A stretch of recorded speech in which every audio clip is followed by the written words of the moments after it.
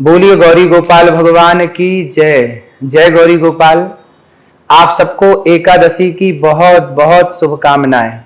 इस बार फिर कन्फ्यूजन है कि एकादशी कब है, तो आपको बता दूं कि आषाढ़ मास के कृष्ण पक्ष की जो एकादशी है इस तारीख इस बार 22 जून 2025 को आ रही है। तो आप 22 जून को ही एकादशी करें, क्योंकि द्वादशी युक्त एकादशी 22 जून को है और इस एकादशी का नाम है योगिनी एकादशी।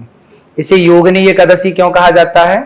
कहते हैं कि एक बार कुबेर के दरबार में, कुबेर के राज्य में, स्वर्ग लोक में जो कुबेर जहां विराजते हैं, तो कुबेर भगवान शिव के बहुत बड़े पुजारी हैं।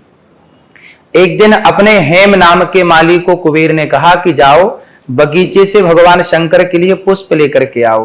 हेम नाम का माली भगवान शिव के लिए पुष्प लेने के लिए बगीचे में गया, तो वहां पर हेम की पत्नी उसे दिख गई, तो वो अपनी पत्नी में डूब गया, आसक्त हो गया और अपने पत्नी के साथ वह रमण करने लग गया।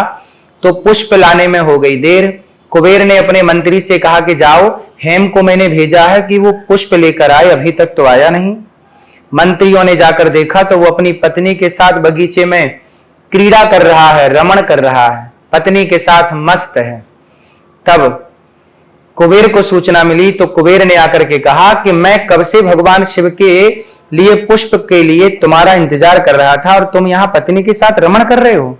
ये कोई वक्त है पत्नी के साथ रमण करने का? ये पूजा आराधना का समय है। जाओ, मैं तुम्हें श्राप देता हूं। कुबेर ने श्राप दे दिया हेम नाम के माली को कि जाओ, मैं तुम्हें श्राप देता हूं कि तुम कोढ़ी हो जाओ और मृत्यु लोक में जाकर के बीमारियों से घिर जाओ। श्राप लगते ही हेम नाम का माली इस मृत्यु लोक में आ गया और कोढ़ का रोग हो गया।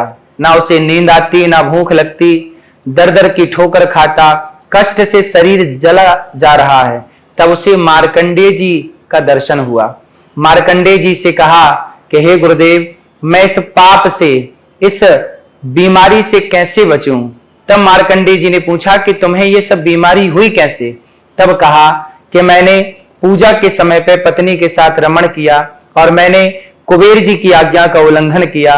भगवान शिव की पूजा में देर हुई, इसलिए मुझे कुबेर जी ने श्राप दिया है। तब मार्कंडेय जी ने कहा कि आपने बिल्कुल सच बताया, इसलिए जाओ, अब आषाढ़ मास की जो आषाढ़ मास के जो कृष्ण पक्ष की एकादशी आएगी, जो कि इस बार 22 जून को है, तो आप भी इस योगिनी एकादशी को करेंगे तो आप इस कोढ़ के रोग से मुक्त हो जाएंगे। तब कुबेर के श्राप से मुक्ति के लिए मार्कंडेय जी ने कहा कि हेम, तुम इस एकादशी का व्रत करो। 88,000 ब्राह्मणों को भोजन कराने का जो पुण्य मिलता है वह मात्र योगिनी एकादशी का व्रत कर लेने से प्राप्त हो जाता है। तो जाओ, आप इस व्रत को करो। हेम ने जब आषाढ़ मास के कृष्ण पक्ष की एकादशी का जब व्रत किया तो वह सारे पाप से मुक्त हो गया और पुनः वह कुबेर के धाम में पहुंच गया और अपनी पत्नी के पास फिर वो रहने लग गया और अब शिव की आराधना करके अपना कल्याण करना चाहता है। कुल मिलाकर के व्यक्ति से जाने अनजाने में कोई पाप हो जाए तो उस पाप की निवृत्ति के लिए हमें यह योगिनी एकादशी अवश्य करनी चाहिए। तो आप सबको योगिनी एकादशी की बहुत बहुत शुभकामनाएं और आप एकादशी अवश्य करें। एकादशी के दिन आप दशमी के दिन ही, मतलब आप 21 तारीख को ही रात्रि को भोजन ना करें, सूर्य अस्त के पहले भोजन कर लें और 22 जून 2025 को आप सुबह से लेकर शाम तक केवल भगवान का कीर्तन करें।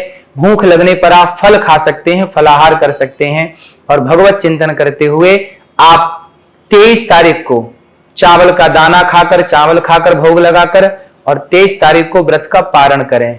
तो आप सबको योगिनी एकादशी की बहुत बहुत शुभकामनाएं। जय श्रीमन्नारायण, जय श्री कृष्णा, राधे राधे।